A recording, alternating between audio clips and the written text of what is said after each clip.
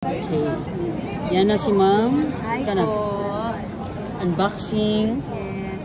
Unboxing iPhone 14 Pro Max 256 Gold. Brand new po yan. Brand new po yan.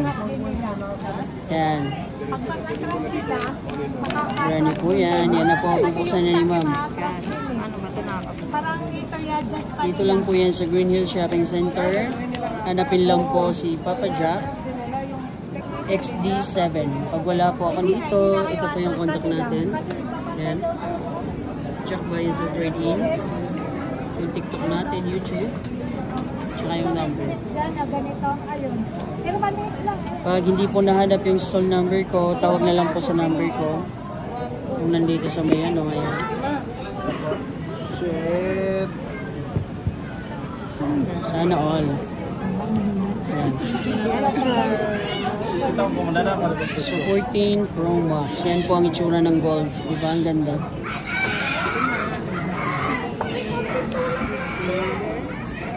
Ayan.